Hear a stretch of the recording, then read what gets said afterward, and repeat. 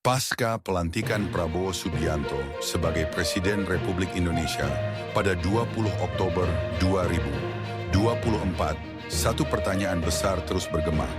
Apakah Prabowo benar-benar memimpin atau hanya menjadi simbol kekuasaan yang masih dikendalikan dari balik bayang-bayang Jokowi dan geng Solo?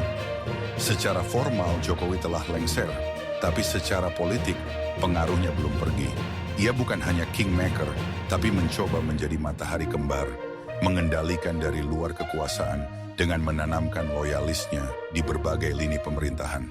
Kabinet, kementerian, lembaga, birokrasi, TNI, Polri, KPK, Kejaksaan Agung, BUMN, dan sejumlah posisi strategis lainnya. Inilah yang membuat publik menyebutnya sebagai pemerintahan bayangan. Geng Solo bukan sekadar julukan.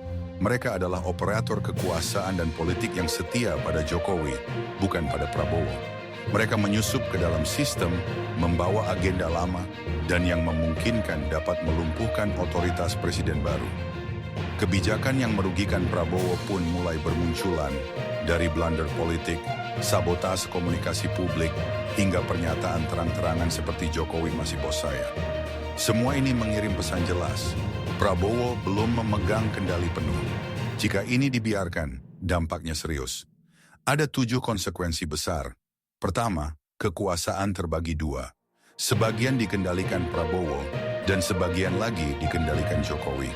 Kedua, legitimasi Prabowo di mata pendukungnya makin turun, karena pemerintahannya dianggap tidak bisa melepaskan bayangan Jokowi. Ketiga, warisan kebijakan-kebijakan bermasalah pemerintahan Jokowi tak bisa dibersihkan, dan pemberantasan korupsi menjadi tidak efektif. Keempat, faksi-faksi dalam kekuasaan makin pecah karena memiliki agenda dan kepentingan yang berbeda. Kelima, Prabowo kehilangan jati diri kepemimpinannya sebagai jenderal yang tegas, berpendirian kuat, tidak mudah dipengaruhi, dan tidak dapat dikendalikan orang lain.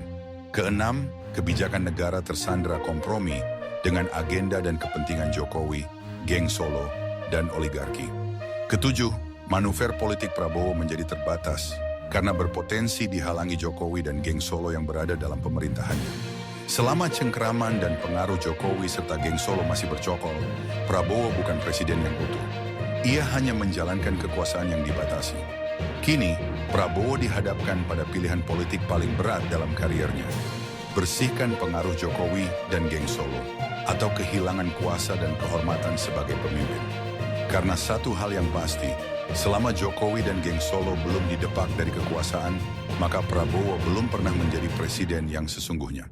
Kalau kamu suka konten yang kritis, tajam, dan investigatif, mengulas fakta dengan jelas, jangan lupa tulis pendapat kalian di kolom komentar. Kemudian like, share, dan subscribe sekarang juga sebagai bentuk dukungan kepada channel ini agar dapat terus tumbuh menyampaikan sikap kritis publik untuk Indonesia menjadi lebih baik. Terima kasih telah menyimak. Sampai jumpa di video berikutnya.